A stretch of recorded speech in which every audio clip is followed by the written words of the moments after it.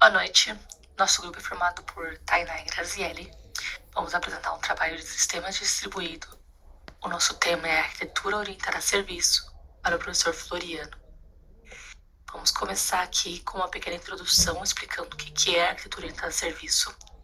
O nome em inglês é Service Oriented Architectures, ou SOA, e em tradução livre significa arquitetura orientada a serviços.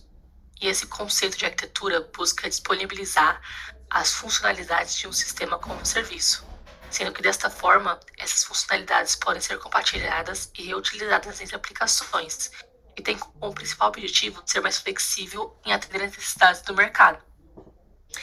Agora eu vou dar uma breve introduçãozinha aqui de como que funciona. Eu vou usar um exemplo prático.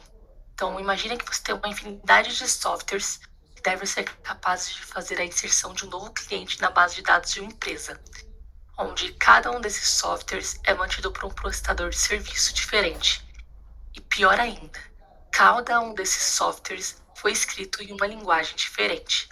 Para piorar mais um pouquinho, sua organização tem uma série de validações que precisam ser realizadas antes de permitir a inserção desse novo cliente, sendo mandatório que todos os softwares realizem essa validação de maneira correta.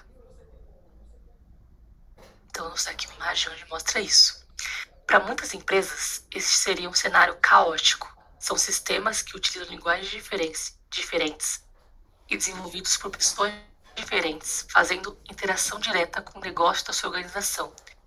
Além de existirem regras de validação a serem seguidas para garantir o sucesso e efetividade do negócio. Esse é exatamente o cenário perfeito para a utilização da arquitetura de SOA, pois temos ativos de negócio envolvidos em um ambiente completamente heterogêneo e todo mundo precisa conversar entre si. Então, nessa imagem aqui conseguimos ver que temos várias empresas com software diferente fazendo a validação de negócio da sua empresa, utilizando um único barramento de serviço que seria o SOA. Onde se aplica? Eu vou dar mais um exemplo prático de onde se aplica. São aqueles módulos de pagamento feitos para e-commerce. Esses módulos, na verdade, são serviços acoplados na arquitetura de desenvolvimento para realizar uma função específica, que é o pagamento de cliente. A comunicação com o resto do sistema ocorre por meio de protocolos de rede. Agora a Graça vai falar um pouquinho sobre as vantagens. Bom, começando pelas vantagens, né, a gente pode começar pela reutilização. Então, assim, os serviços em SOAS, eles são independentes entre si. Então, logo, eles podem ser reaproveitados em outros programas que também implementam a mesma filosofia de implementação.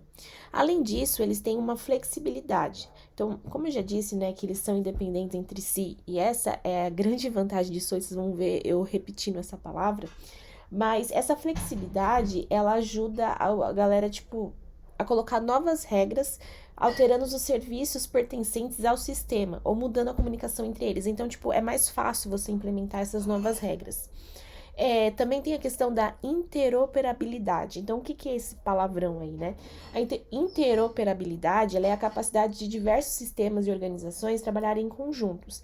Então, quando a gente está falando em SOA, né, nesse caso, os serviços eles são independentes na plataforma ou tecnologia. Então, eles podem ser desenvolvidos em qualquer linguagem de programação ou qualquer sistema operacional. Mas não é uma casa da mãe Joana. Então, assim, a gente tem uma padronização. Então, ela SOA, ele tem aquela padronização de comunicação. Então, apesar dessa interoperabilidade, né, ou seja, a gente pode desenvolver em qualquer linguagem de programação ou qualquer sistema operacional, no final eles devem utilizar a mesma comunicação, né, porque senão eles não conseguem se comunicar entre eles e realizar o serviço. Além disso, a gente tem a fácil manutenção, né? Então, como os módulos eles são isolados, a manutenção se torna mais fácil. A gente também tem um alinhamento com o negócio, então os processos são visualizados de maneiras mais fáceis, devido aos serviços representarem cada etapa do negócio, né? Então é mais fácil você visualizar, procurar o problema e e achar a solução, né? E a gente também tem a última vantagem que eu vou mostrar aqui é a abstração, né? Então, isso quer dizer que o desenvolvimento não é específico para um sistema, ele pode ser adaptado conforme a utilização. Então, se a gente quer desenvolver um sistema A, a gente pode se adaptar ao sistema A. Quando a gente for desenvolver o sistema B, a gente vai adaptar para o sistema B.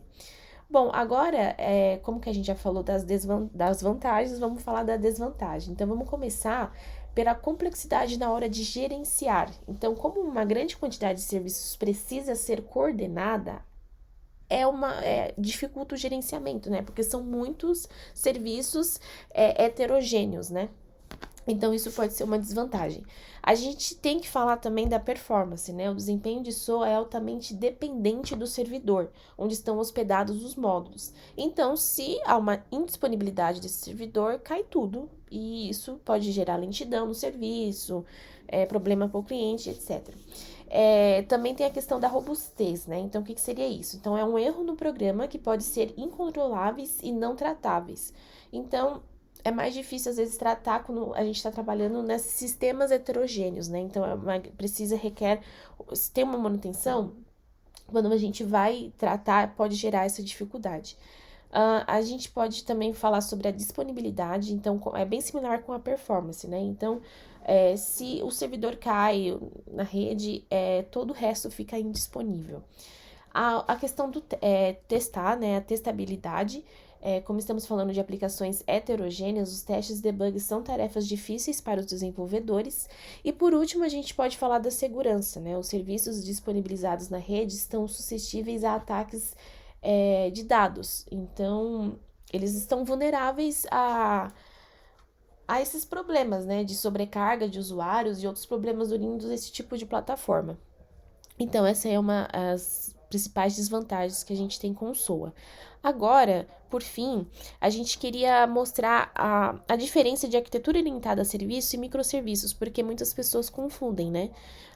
Então, começando pela arquitetura orientada a serviço, a gente tem que lembrar que é um conceito corporativo. Então, ele vai possibilitar que os aplicativos existentes sejam expostos em interfaces vagamente acopladas.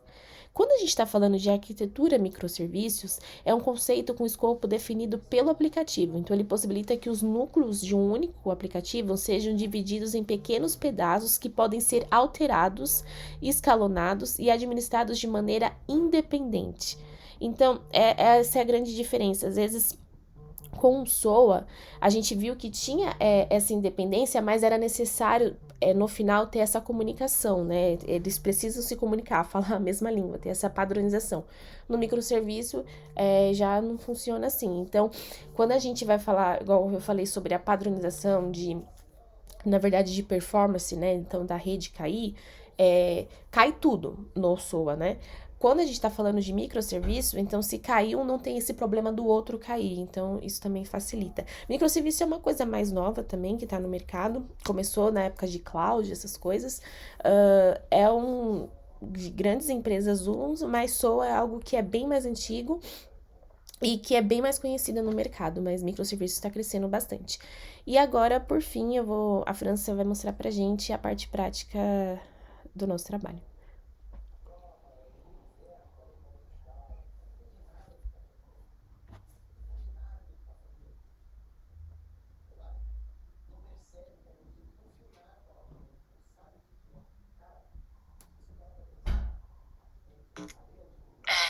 Eu vou fazer aqui a parte prática. Primeiro, vou dar uma pequena introduçãozinha de como funciona essa parte prática. Nós pegamos um professor que disponibilizou um banco de dados de alunos no site dele, o site dele Largpack, para que pudéssemos integrá-lo no nosso código e fazer essa busca remota dos alunos no banco de desenvolvimento. Esse professor chama Leonardo Soares. Então, esse arquivo faz a conexão com o banco de dados remoto que está nesse site. Eu vou mostrar aqui para vocês, primeiramente, o código. Vamos lá, começar aqui pelo client.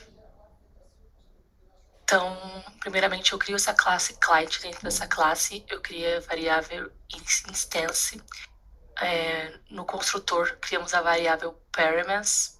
Cadê no construtor? Aqui. Dentro dele construímos a Parmenas, que é um array, e dentro desse array tem a localização do banco de dados. Então aqui está a localização do banco de dados. Então eu crio outra instância passando a classe SoapClient. Aqui está a instância SoapClient, que é uma classe do próprio PHP, que recebe 2 parâmetros. O primeiro não estamos utilizando, e o segundo vai apontar o Parmenas, que é a localização do banco de dados que a gente está utilizando. Dentro do serviço nós temos o getStudentName, que possui o código do aluno, e a instância que recebe o SoapCount, que passamos o nome da função e os argumentos da função, que vai fazer a chamada remota usando o protocolo RCP, para fazer o software executar lá de onde ele está, rodando na minha máquina, mas o servidor está em outro local, então eu vou acessar outra máquina que vai rodar a função e dando esse acesso aí por trabalho remoto. Então essa classe aqui que ajuda a fazer essa ligação aí. Agora eu vou mostrar aqui, esse é o front que a gente utilizou. Nós utilizamos o Bootstrap para reconstrução, para ficar mais fácil, né, para essa parte aí visual, que não é a nossa parte principal. E aqui eu pego o usuário para digitar o campo matrícula. Então aqui o formulário vai enviar para ele mesmo, que foi digitado o campo matrícula lá na parte de front. E quando ele enviar para ele mesmo, será feita a validação para saber se existe esse campo matrícula. E aí eu crio a classe client, mais uma vez, né? Tá aqui a classe client, que foi a classe mostrada anteriormente, onde eu crio um vetor de aluno que recebe o post matrícula e um vetor que pega os parâmetros do SoapCount, onde existe esse vetor. Então, eu criei essa deep name que foi mostrada anteriormente, né? Esse get name aqui, onde faz a chamada do banco remoto. Eu vou mostrar aqui a tela, né, que a gente criou. Então eu posso colocar aqui a matrícula procurada, matrícula 1. Essa matrícula aqui está localizada no banco de dados lá da onde eu peguei do site do professor. Se eu colocar a matrícula 2, vai buscar outra pessoa, Bruna Silva. Matrícula 3, vai buscar outra pessoa. Mas se eu colocar um número que não existe, como por exemplo 45, vai falar que a matrícula não foi encontrada. Então essa aqui é onde a gente pega esse acesso de banco de dados de outro professor, onde tem essa parte de SOA. Então essa foi a nossa parte prática, essa é a nossa bibliografia, e eu agradeço a atenção de vocês. Muito obrigada. Obrigada.